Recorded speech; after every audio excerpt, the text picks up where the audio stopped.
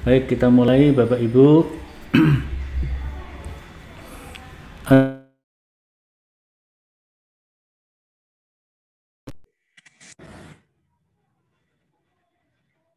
Suara masuk ya?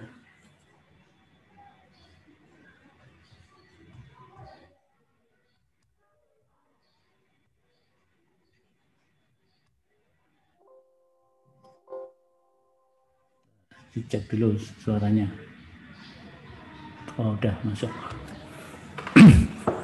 Saya ulangi. Assalamualaikum warahmatullahi Waalaikumsalam. wabarakatuh. Innal hamdalillah nahmaduhu wa nasta'inuhu wa nastaghfiruh wa na'udzu billahi min syururi anfusina wa sayyiati a'malina. May yahdihillahu fala mudhillalah wa may yudlil fala hadiyalah. Asyhadu an la ilaha illallah wahdahu la syarikalah wa asyhadu anna Muhammadan abduhu wa rasuluh. Allahumma salli ala Muhammad wa ala alihi wa ashabihi ajma'in, amma ba'd. Qala ta'ala fi kitabil karim, ya ayyuhalladzina amanu taqullaha haqqa tuqatih wa la tamutunna illa wa antum muslimun. Bapak-bapak dan ibu-ibu, alhamdulillah kita hari ini merupakan hari pertama kita melaksanakan siam Ramadan di tahun 1442 Hijriah yang bertepatan dengan tahun 2021. Ini merupakan puasa di tahun kedua pandemi COVID-19. Kalau di tahun pertama yang lalu fatwa-fatwa ulama termasuk fatwa Majelis Tarjih itu menfatwakan ya, karena mungkin baru permulaan pandemi dan pandemi masih begitu kuat ya, menyebar di berbagai daerah termasuk di Indonesia. Mungkin juga ditambah belum adanya kajian-kajian yang mendalam yang dilakukan oleh para ulama kita, baik dalam kajian ayat-ayat Al-Quran maupun kajian terhadap hadis-hadis Nabi, dan juga kajian terhadap kitab-kitab para ulama terdahulu yang mungkin juga diskusinya juga belum begitu mendalam, sehingga waktu itu difatwakan Ramadan di rumah saja, tarawehnya di rumah, tadarusannya juga di rumah ya. Pokoknya masjid kita itu masjid di lockdown ya. Bahkan kita beberapa Jumat tidak melaksanakan sholat Jumat di masjid kita karena memang suasana yang sedemikian mencekam waktu itu ya. Nah, tahun ini sudah ada perkembangan baru, katakanlah kita rasakan kalau mungkin 7-8 bulan yang lalu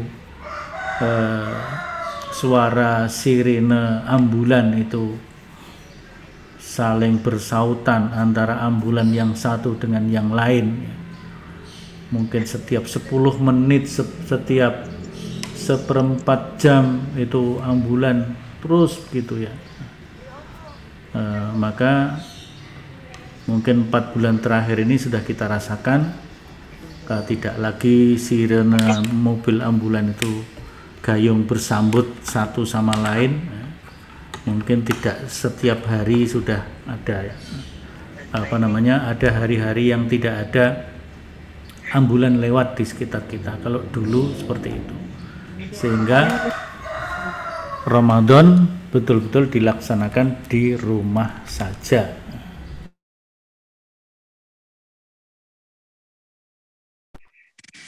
Kemudian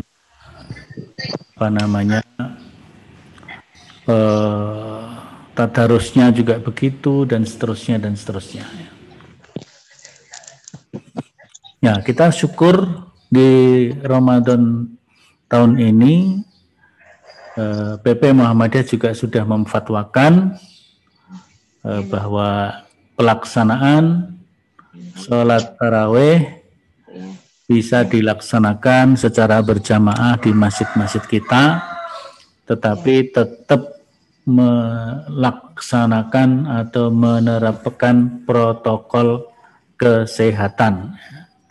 Dalam edaran itu diantaranya ayat yang menjadi landasan adalah ya ayyuhalladzina amanu khudzu hidrakum. Wahai orang-orang yang beriman, tetaplah kalian mengambil kewaspadaan. Jadi tetap berwaspada menghadapi berbagai kemungkinan, termasuk kemungkinan terjadi penularan kembali COVID-19 ini, sehingga kita menjaga diri kita dan menjaga saudara kita. Katakan la dororo wala diror. Boleh sesuatu yang berbahaya dan atau katakanlah tidak boleh membahayakan diri sendiri dan membahayakan orang lain. Kita kira-kira maknanya la dororo wala diroro seperti itu. Sehingga dalam kaidah fikih yang ini merupakan hasil ijtihad para ulama dahulu, memunculkan satu kaidah namanya ad-dararu yuzal. Bahaya, sesuatu yang membahayakan harus dihilangkan. Yuzalu, harus dihilangkan. Baik Bapak Ibu yang dirahmati oleh Allah, pada kajian pagi hari ini sesuai dengan yang diumumkan, kita masih berkaitan dengan serial Song-Song Ramadan, meskipun ini sudah masuk Ramadan, serial tuntunan Ramadan, kira-kira begitu ya kalau sekarang ya. Yang diantaranya yang pertama adalah hal-hal yang harus dijauhi selama berpuasa. Itu bisa ditelusur, dibaca lebih lengkapnya nanti di dalam tuntunan Ramadan yang diterbitkan oleh Majelis Tarjih PP Muhammadiyah ya. Halaman 24 ya. Ini tuntunannya dalam bentuk PDF. Mungkin saya sharekan dulu covernya saja ya. Nah ini ya. Ini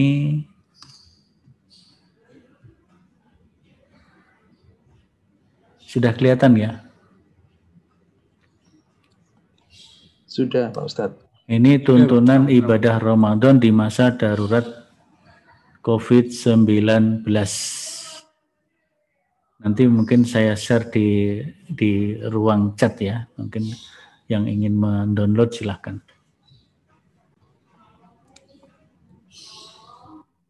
Di halaman 24 tadi, karena ini melanjutkan yang kemarin ya, bahwa hal-hal yang harus kita tinggalkan ya, harus kita hindari selama melaksanakan ibadah puasa ya. Tentu ada hal-hal yang memang wajib dihindari sama sekali, tidak boleh tidak, tapi mungkin ada yang bersifat anjuran untuk ditinggalkan. Jadi ada yang wajib itu karena kalau tidak ditinggalkan justru akan membatalkan puasa kita ya. Akan membatalkan puasa kita, seperti makan dan minum yang kemarin sudah kita bahas ya. Kemudian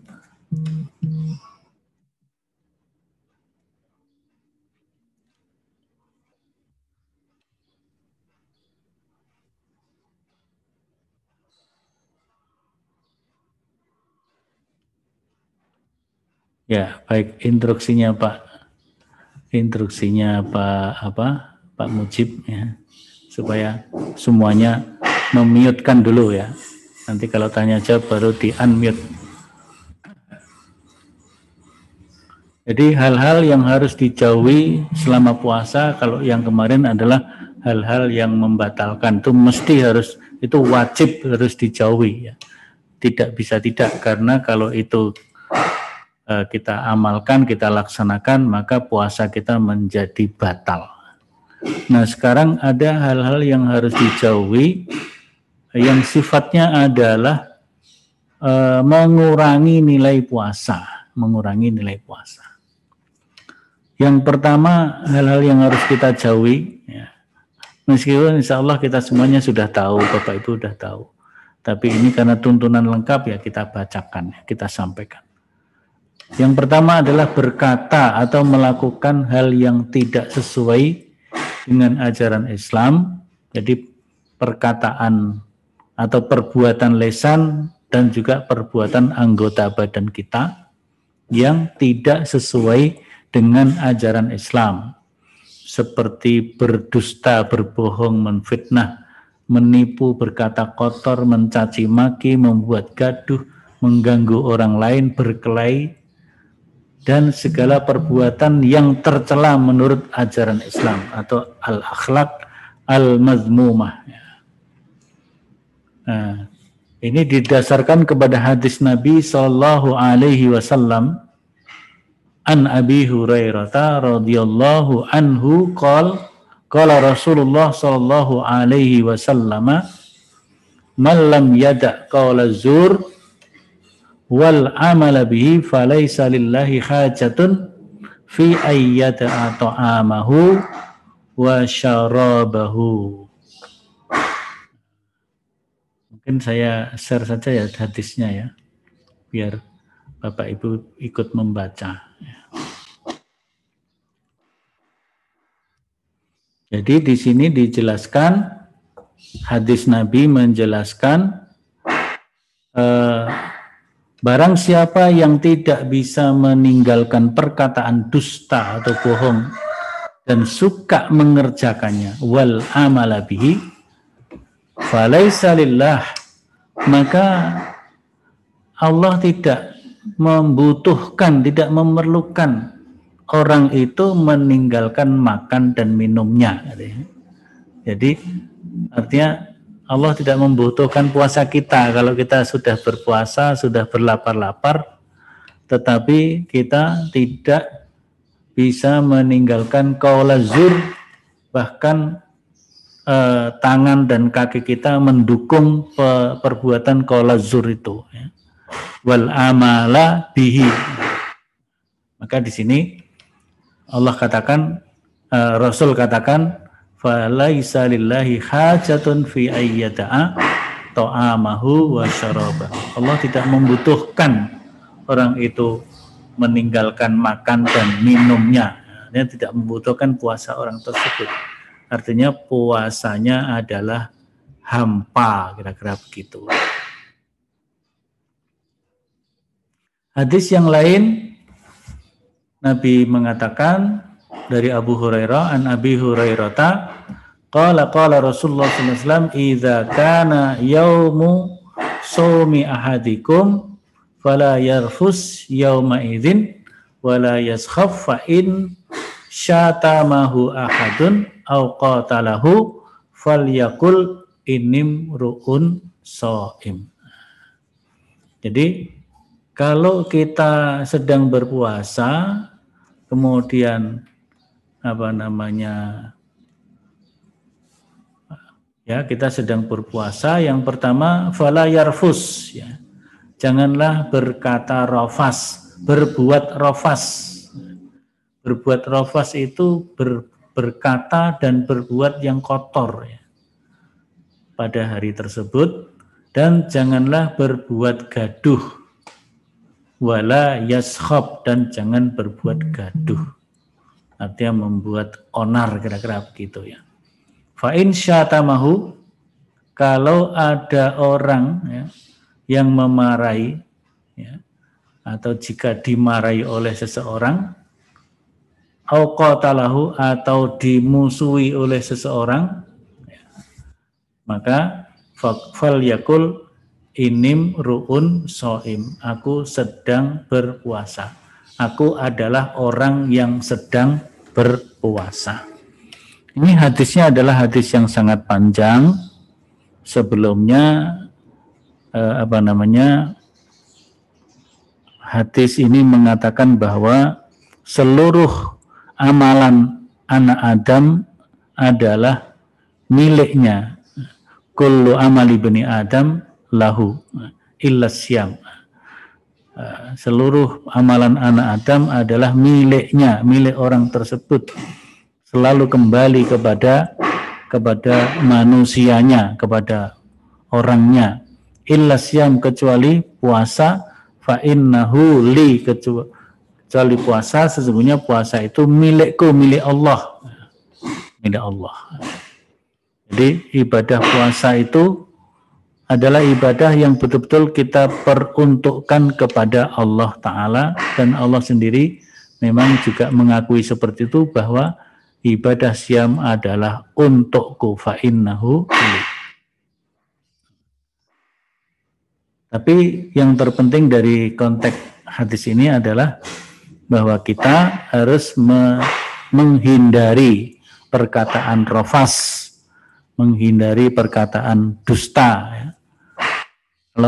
Kalau yang hadis sebelumnya tadi adalah dusta ya, kebohongan.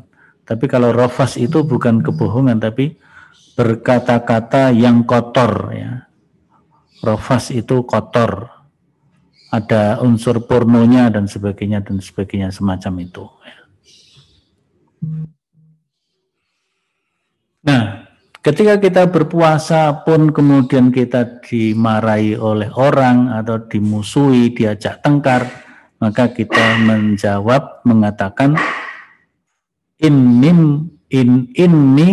umruun so'imun, inni mruun so'im. Aku adalah orang yang sedang berpuasa, atau aku sedang berpuasa. Jadi itu ya, tidak boleh berdusta, qaula zur, dan tidak boleh rafas, wal amala bihi, dan juga kita tidak boleh tangan kaki kita atau tubuh kita melakukan perbuatan-perbuatan yang mendukung baik itu qaula zur maupun rafas. Yang kedua adalah berkumur dan istinsyak secara berlebihan. Jadi kalau kita berwudu memang disunahkan untuk berkumur, istinsyak dan istinsar. Berkumur, kita sudah tahu kumur itu untuk membersihkan kotor-kotoran yang ada di mulut kita. Kemudian istinsyak, istinsyar juga begitu, untuk membersihkan kotoran yang ada di rongga hidung kita. Jadi memasukkan air ke hidung, kemudian mengeluarkannya dengan agak keras supaya kotoran-kotoran yang di hidung itu keluar semua. Dan ini ada hikmahnya, cerita Pak Rektor, Pak Sofyan Anif, ya, ketika beliau dan keluarga dan istri terkena COVID-19, ya. Jadi setelah sembuh, ya, setelah sembuh, dinyatakan sembuh sudah ini, tapi setelah itu ternyata di swab masih positif, di swab masih positif. Nah, kemudian beliau mempraktekkan berwudu dengan istinsyak dan istinsyar ini. Setelah beberapa kali istinsyak dan istinsyar, kemudian di swab lagi. Ya biasanya kan swab itu disogok irung itu ya, hidungnya Nah, ternyata setelah istinsyak dan istinsar berkali-kali, setelah di swab negatif ya, negatif, sehingga kemudian beliau bisa pulang. Artinya menurut analisis beliau, ya, mungkin sebenarnya memang sudah sembuh ya. Dan sudah tidak ada virus corona yang aktif di dalam tubuhnya. Tapi mungkin ada sisa-sisa virus yang masih menempel di rongga hidung, sehingga ketika di swab karena masih ada sisa-sisa virus yang sebenarnya sudah tidak aktif itu terdeteksi positif, masih positif belum negatif. Nah, setelah dibersihkan dengan istinsyak itu bersih ya. Bersih betul sehingga menjadi negatif. Itu analisis beliau terhadap hikmah istinsyak dan istinsar termasuk berkumur. Akan tetapi ketika puasa itu ya kita tetap boleh berkumur dan istinsyak.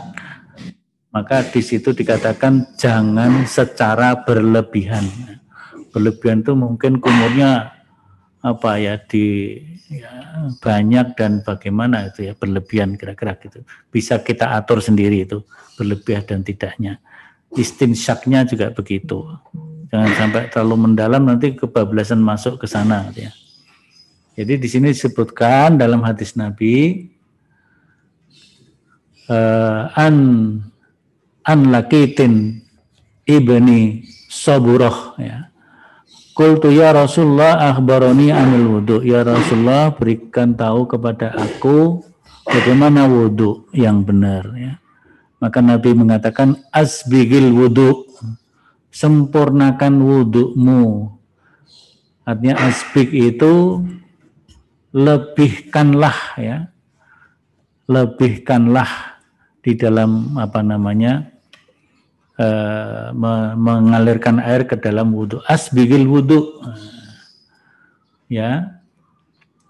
Nabi berkata, ratakan wudu'mu, air wudu'mu. Jadi air itu betul-betul sampai kepada seluruh anggota wudu, itu namanya asbigil wudu. Kemudian wa khallil bainal asabi, dan sela-selai jari-jarimu sehingga air juga masuk ke dalam sela-sela jari. Wa baligh fil istinsyak, dan keraskanlah ketika istinsyak, menghirup air ke dalam hidung kemudian mengeluarkannya.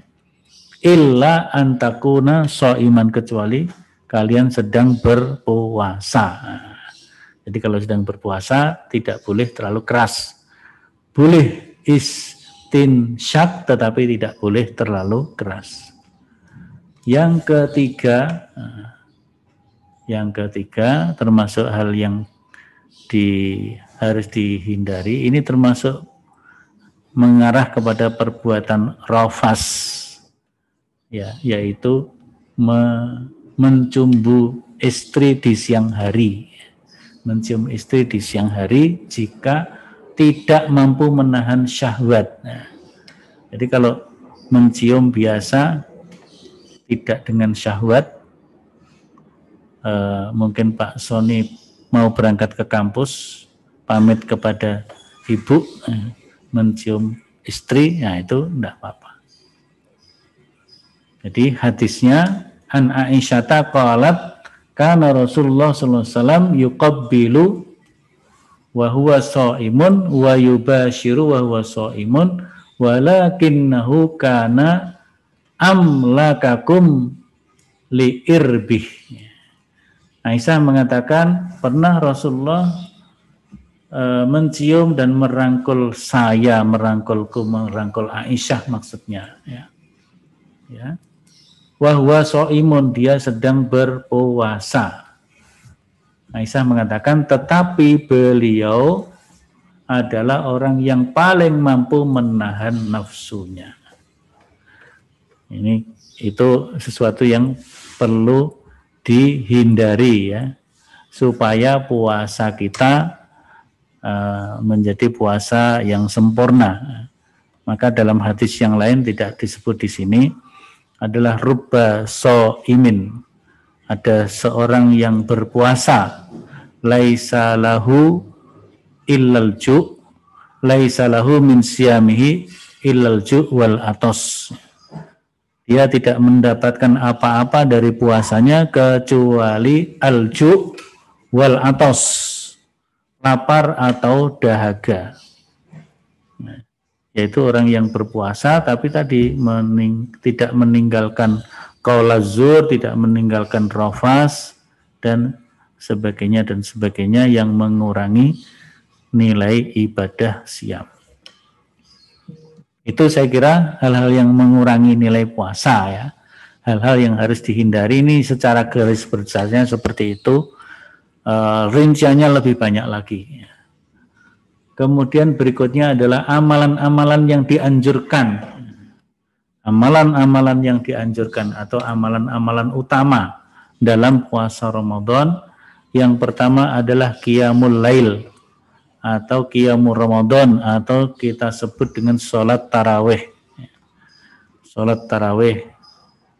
Ya, jadi ini dari Abu Hurairah dikatakan karena Rasulullah sallallahu alaihi wasallam yuraghibuhum fi qiyami Ramadan. Ya, jadi Rasulullah mendorong umat Islam, mendorong sahabatnya fi qiyami Ramadan untuk melakukan qiyamul Ramadan atau salat tarawih min ghairi ayyamurahum fihi bi azimatin.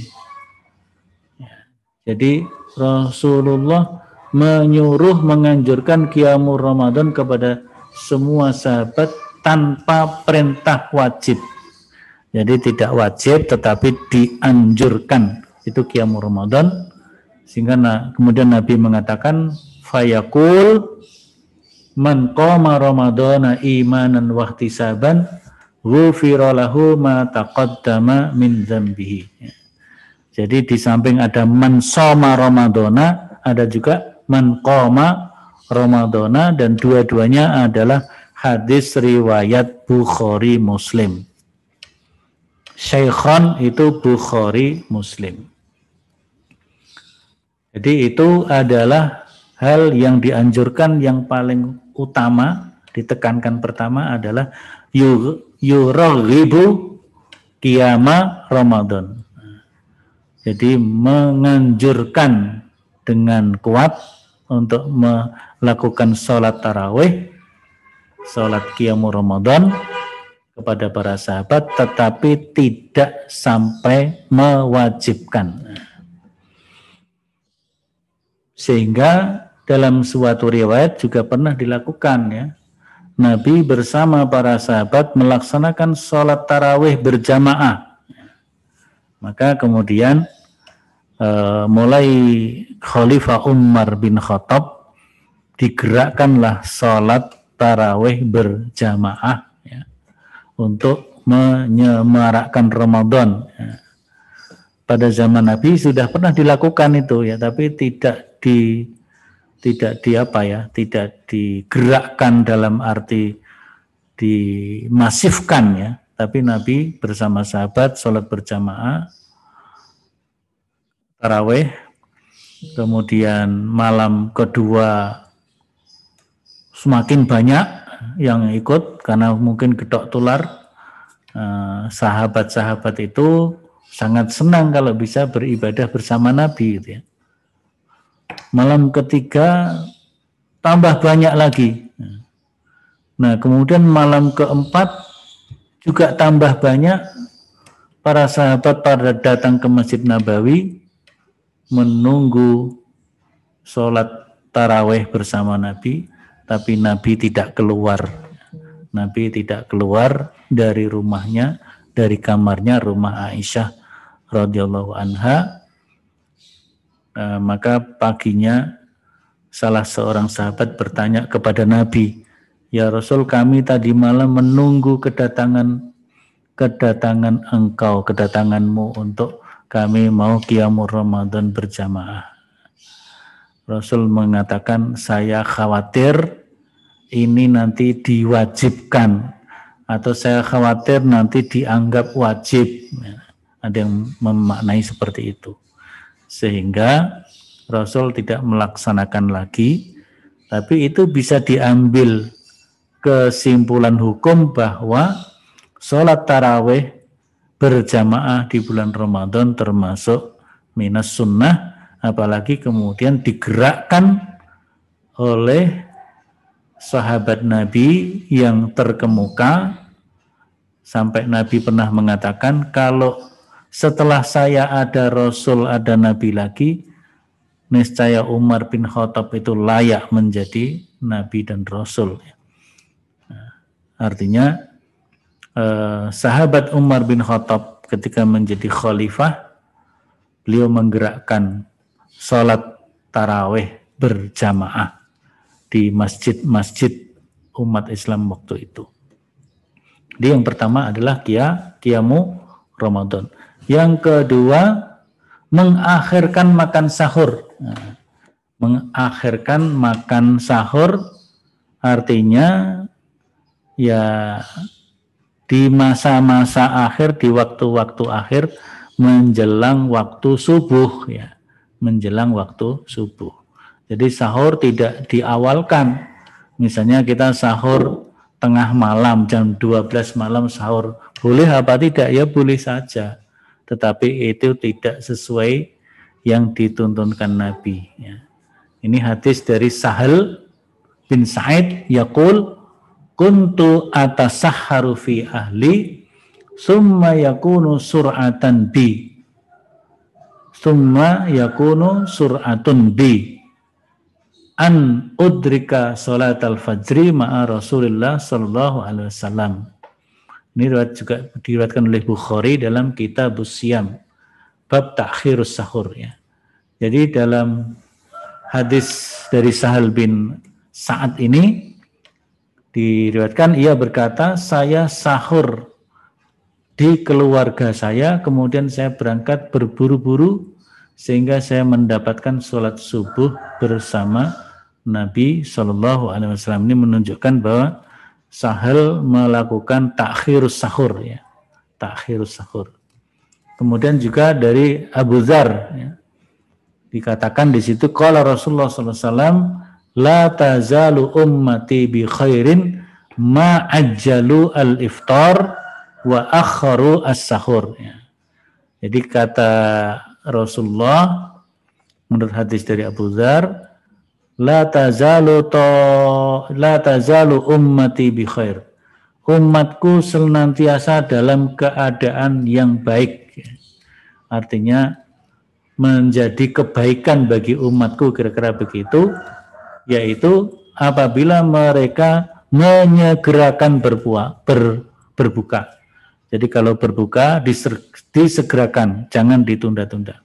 Begitu masuk waktu maghrib, segera berbuka. Tapi kalau sahur, mentakhirkan sahur. Nah, jadi kita bangun jam 2 malam, ya kita bangun mungkin bisa membaca Al-Quran dulu, ya membaca Al-Quran dulu, atau sholat sunat mutlak yang lain kalau kita sudah sholat tarawih. Ya. Maka tidak perlu ada sholat tahajud lagi, tidak perlu ada sholat qiyamul lail lagi, tapi kita melaksanakan sholat sunnah mutlak. Mungkin untuk hajat tertentu bisa juga. Nah, kita melaksanakan sholat 2 rakaat, bisa syukuril wudu, ya, bisa sholat sunat mutlak yang lainnya. Kita membaca Al-Quran. Tapi kalau masih ngantuk tidur lagi juga boleh, asal tidak bablas. Ya. Nanti baru jam 3, setengah 4 bangun untuk persiapan dan makan sahur. Selesai sahur mungkin sebaiknya ya tidak harus betul-betul di menit terakhir. Ya. Apalagi kalau rumah kita dengan masjid agak berjarak, ya mungkin 10 menit sebelum subuh atau 5 menit sebelum subuh kita menyelesaikan sahur kita, insya Allah sudah termasuk takhirus sahur, supaya kita bisa mengikuti sholat berjamaah di masjid, apalagi kita bisa melaksanakan sholat sunat fajar. Nah, yang ketiga tadi sudah disinggung dalam hadis sebelumnya, yaitu menyegerakan berbuka atau takjil. Jadi kata takjil itu dari kata ajjalu. Ajjalu, ajjala, yu'ajjilu itu menyegerakan. Ya, jadi kalau dulu di Pondok Sobron, saya masih sebagai santri, Pak Fatah selaku direktur dan pembina Pondok Sobron, Kalau memberi pengumuman selalu dengan berbahasa Arab, ya. Pengumumannya selalu berbahasa Arab. Misalnya pengumuman perkuliahan dari PP Muhammadiyah terutama, ya, perkuliahan, ya, al-muhadarah antirasatil Muhammadiyah min Kiai Jindar Tamimi misalnya, yu'ajjal, diajukan mestinya hari Kamis, diajukan hari Rabu, gitu. Tapi kalau pernah juga diumumkan tapi diundur, yu'ajjal pakai hamzah. Yu'ajjal itu diundur di hari Jumat sore, ya, gitu misalnya.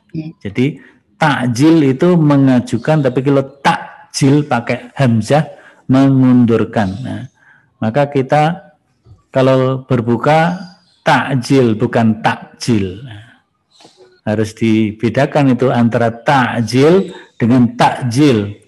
Takjil menyegerakan atau mengajukan.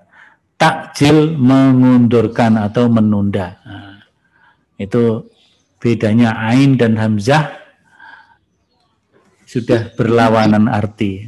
Jadi dalilnya seperti dalil yang tadi riwayat Ahmad, tapi juga ada dalil riwayat Bukhari, Muslim atau muttafaq alaih yang berbunyi la yazalun nasu bi khairin ma ajjalu al-fitrah. Manusia dalam keadaan selalu baik apabila dia menyegerakan berbuka puasa. Itu termasuk yang amalan yang diistimewakan, yaitu menyegerakan berpuasa. Kemudian berdoa ketika berbuka puasa. Doa ketika berpuasa yang dituntunkan berdasarkan hadis yang sahih, yang rajih, yaitu zahabaz zama'u wa batallatil uruqu wa sabatal ajru insyaallah. Jadi itu hadisnya dari Abu Dawud, ya, dari Ibnu Umar, Rasulullah SAW idza aftara, apabila beliau berbuka maka beliau berdoa zahabaz zama'u wa batallatil uruqu wa sabatal ajru insyaallah, ya. Hadisnya sahih, ya. Yang berikutnya adalah memperbanyak sedekah, ya. Memperbanyak sedekah di bulan Ramadan. Hadisnya banyak tentang ini. Ada misalnya afdhalus shadaqat shadaqatun fi Ramadan, ya. Ini dalam hadis Ibnu Abbas juga begitu. Kana Rasulullah SAW ajwadan nas bil khairi wa kana ajwadu ma yakunu fi Ramadan. Rasulullah adalah orang yang paling dermawan apalagi di bulan Ramadan. Nah, jadi kana Rasulullah ajwadan nas bil khair wa kana ajwadu ma yakunu fi Ramadan. Hina yalqahu Jibril fi kulli lailatin min Ramadan fayudarisuhul Quran. Nah, ini juga sekaligus, ya, amalan yang diutamakan juga mudarasatul Quran, mempelajari Al-Quran. Jadi pada setiap Ramadan Rasulullah selalu didatangi malaikat Jibril di setiap malam bulan Ramadan, dan malaikat Jibril mengajaknya membaca Al-Quran. Jadi Rasulullah belajar membaca Al-Quran, mudarasah Al-Quran bersama didampingi oleh malaikat Jibril. Nah.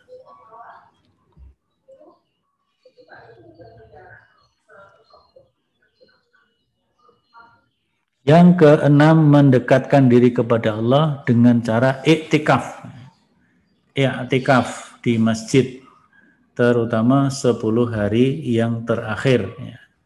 Insya Allah Ramadan di tahun kedua masa pandemi ini, iktikaf juga sudah bisa dilaksanakan dengan tetap menerapkan protokol kesehatan. Dalil iktikafnya saya kira juga sudah sangat terkenal dari Ibnu Umar.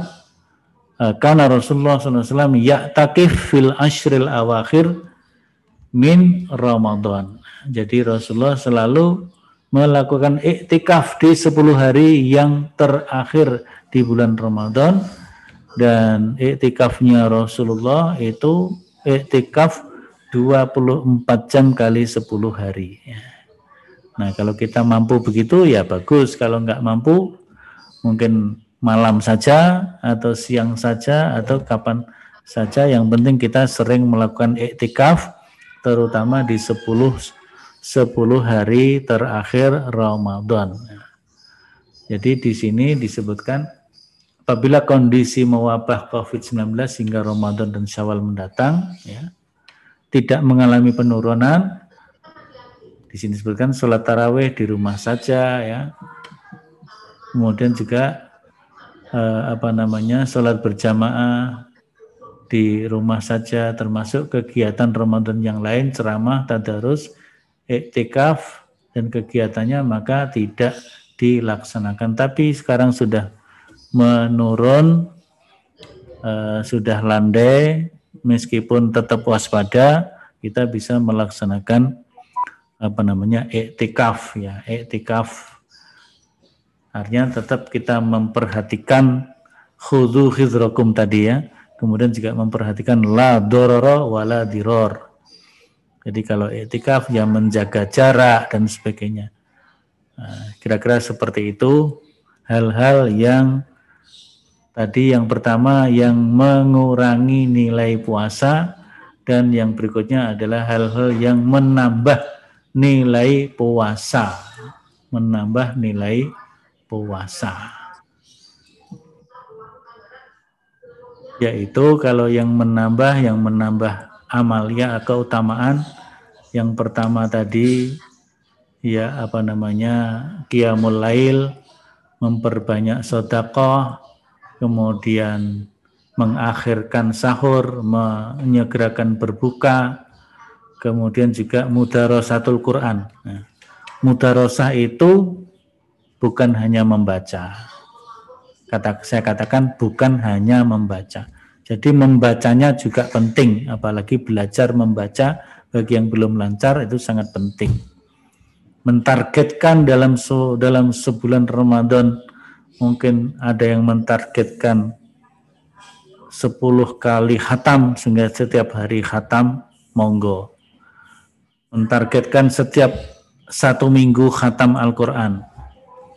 Kalau Kiai Mas Mansur, Ketua PP Muhammadiyah tahun 36 sampai 42, beliau selalu mentradisikan selama hidupnya, di luar Ramadan terutama, beliau selalu menghatamkan Al-Quran setiap 1 minggu. Beliau mentargetkan setiap ba'da sholat wajib 1 juz. Jadi kalau sehari itu 5 waktu, maka sehari 5 juz. Sehingga selama 6 hari, setiap 6 hari beliau menghatamkan. Nah, hari yang ke-7, hari Ahad atau hari Jumat, itu sebagai cadangan apabila ada hari-hari tertentu tidak bisa menyelesaikan sehari 5 juz. Atau satu hari yang lain, menurut cerita Pak Jindar Tamimi, Kiai Mas Mansur membaca kitab-kitab yang lainnya. Jadi itu mudarasatul Quran, yang pertama memang membaca. Yang kedua namanya mudarasah dari kata darsun. Darsun itu pelajaran, berarti mengambil pelajaran.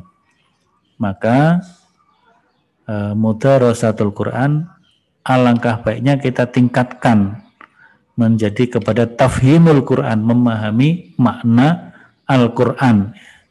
Nah, mungkin itu bisa kita programkan, mungkin 2 hari sekali, 3 hari sekali, atau seminggu sekali, dengan membaca beberapa ayat, kemudian dipahami maknanya, sehingga kalau ditarget dalam 1 minggu, misalnya beberapa ayat, katakanlah 1 minggu memahami untuk 10 sampai 20 ayat. Maka kalau dalam bulan Ramadan itu 4 minggu, kalau per minggunya 10 berarti 40 ayat. Kalau seminggunya 20 berarti 80 ayat. Kita memahami makna-makna yang terdalam di dalam Al-Quran kita itu mudarasatul Quran. Bahasa tarjihnya itu mudarasatul Quran, seperti bahasa Al-Quran, bahasa hadis Nabi ini tadi ya. Mana tadi? Oh ini ya. Bahasa hadis Nabi yaitu fayudarisuhul Quran. Jadi malaikat Jibril mendatangi Nabi setiap Ramadan di malam hari untuk fayudarisuhul Quran, untuk mengajarkan Al-Quran kepada Nabi. Jadi Jibril mendatangi Nabi untuk mengajarkan Al-Quran setiap Ramadan. Sehingga dalam ulumul Quran itu ada yang mengatakan, ada yang berpendapat menurut Imam As-Suyuti bahwa Lailatul Qadar pada zaman Nabi itu datang setiap bulan Ramadan dan menyampaikan utuh Al-Quran kepada Nabi. Sehingga inna anzalnahu fi Lailatul Qadar itu tidak hanya sekali, tapi dikatakan kurang lebih 20 atau 23 kali selama Nabi menerima kedatangan Jibril, dan juga Nabi menyaksikan turunnya Al-Quran secara utuh dari langit Lauh Mahfud ke langit dunia, dan Nabi kemudian mengetahui isi Al-Quran secara keseluruhannya. Ini salah satu pendapat, tapi Imam As-Suyuti tidak menguatkan pendapat itu. Pendapat yang terkuat menurut Imam As-Suyuti, Lailatul Qadar yang turunnya Al-Quran sekaligus itu ya hanya sekali. Tetapi Lailatul Qadarnya terus ada setiap tahun sampai akhir zaman.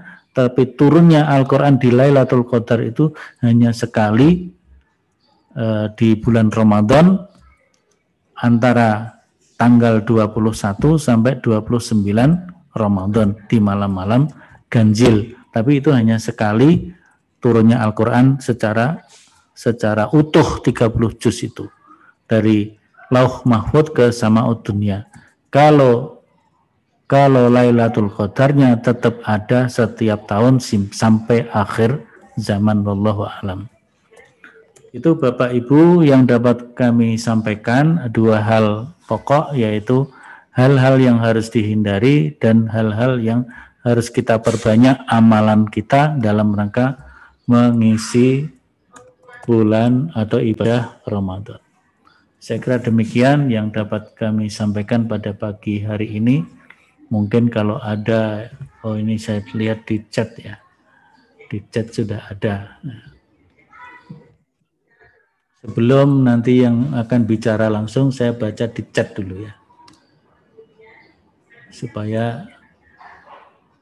Nah, yang pertama Pak Jumadi, cara istinsyak yang benar kalau menghirup air ke hidung terasa sakitnya. Justru istinsyak itu sampai hidung itu terasa panas atau terasa sakit itu. Sehingga tapi kemudian dikeluarkan, dan dari situlah kita bisa terhindar, sering-sering pileknya bisa berkurang gitu ya. Jadi memang ketika terasa panas, terasa sakit ya, tentu bisa diukur sendiri gitu ya. Kemudian saya seorang yang maisahnya berjualan makanan warungan. Di bulan puasa ini warung saya tetap saya buka sepenuh hari 24 jam. Kalau saya tidak berjualan atau harus tutup, maka saya tidak bisa memperoleh penghasilan. Dan jualan saya ternyata juga banyak membantu orang yang membutuhkan makanan untuk berbuka puasa dan sahur. Apakah perbuatan saya mengurangi pahala puasa saya atau tidak? Ya. Insya Allah kalau kita tetap buka warung makan, kan itu kita menyediakan makan bagi orang yang tidak berpuasa, mungkin karena musafir, karena berhalangan tidak bisa berpuasa, misalnya haid bagi ibu-ibu atau muslimah kita gitu ya. Nah, itu kan ya nggak apa-apa kita menyediakan makanan untuk mereka, kita jual, kita buka warung untuk mereka. Tapi kemudian ada orang yang tidak puasa sama sekali, ya, kemudian dia ikut makan, ya nggak apa-apa juga ya. Mereka butuh makan karena nggak puasa. Nggak puasanya karena mungkin belum meyakini, kalau sebagai seorang muslim belum meyakini kewajiban puasa itu, ya. Dan itu menjadi sasaran dakwah kita, mitra dakwah kita. Kita ajak mereka, kita dakwai mereka dengan baik. Ya. Kalau diterima, alhamdulillah. Nggak diterima, ya kita tetap menyampaikan lagi. Gitu. Atau mungkin orang yang betul-betul memang bukan beragama Islam, ya. Non-Muslim tidak berpuasa, enggak apa-apa. Kemudian dia beli makanan di warung kita, ya. Nah, mungkin biasanya supaya tidak mencolok, tidak mengganggu orang yang berpuasa, mungkin kalau biasanya dibuka lebar, mungkin dibuka separuh gitu ya, dibuka separuh. Kalau di Jawa Timur biasanya malah diberi tulisan, ya, khusus untuk musafir gitu ya. Khusus untuk musafir, meskipun yang masuk juga bukan musafir juga, ya nggak apa-apa. Ya. Itu Pak Sony. Apa Pak Sony memang betul jualan warungan? Ya, saya kira ini yang di chat, yang lainnya monggo. Yang di chat sudah habis. Betul Pak Ustadz, saya jualan di Gemolong Pak Ustadz. Monggo di unmute sendiri yang mau berbicara.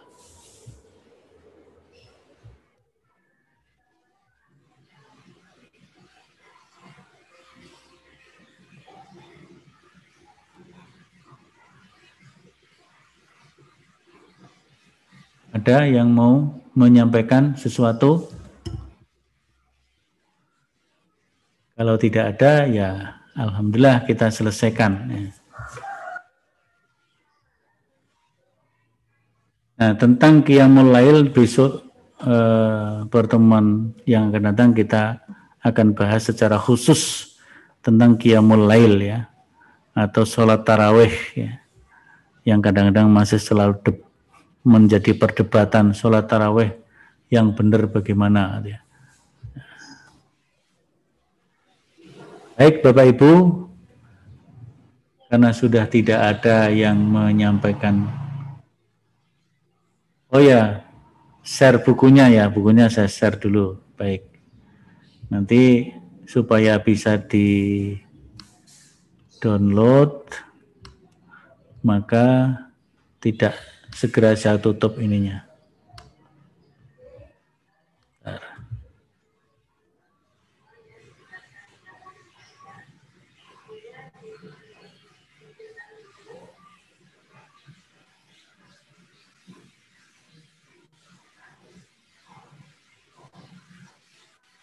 Oh, ini enggak keluar ininya. Apa namanya? Kalau enggak nanti di-share di grup-grup saja ya. Di grup-grup UMS, nanti yang lain nanti bisa di grup kolom chat itu Ramanda, tidak ada. Ya. Di grup-grup Ramanda. Apa namanya? Biasanya muncul, kok ini enggak muncul. Enggak muncul grup. Untuk mengupload apa namanya file ya, mengirim file belum muncul ini, nggak tahu kenapa, biasanya muncul padahal. Ustaz, lewat kalau enggak nanti saya kirim linknya saja ya, nanti kita kirim di beberapa grup WA UMS untuk buku tuntunan Ramadan di masa pandemi dan juga edaran yang terakhir yang melengkapi itu dari PP Muhammadiyah. Saya kira juga sudah banyak beredar di grup-grup WA di UMS. Baik Bapak Ibu sekalian, kurang lebihnya mohon maaf. Mari kita akhiri. Subhanakallahumma wa bihamdika asyhadu an la ilaha illa anta astaghfiruka wa atubu ilaik. Walhamdulillahirabbil alamin. Wassalamualaikum warahmatullahi wabarakatuh. Waalaikumsalam warahmatullahi wabarakatuh.